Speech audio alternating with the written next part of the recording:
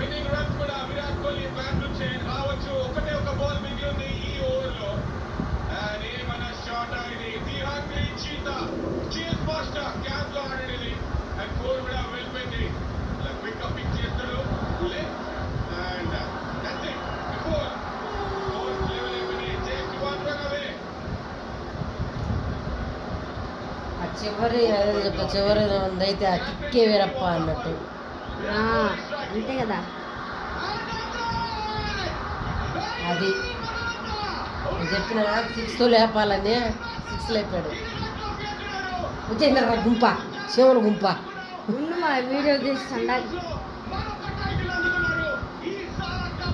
ఈ చలక నందే.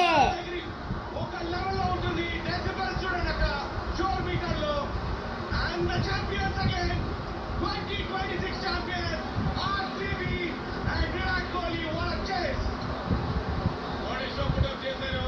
RCB the champions 2026.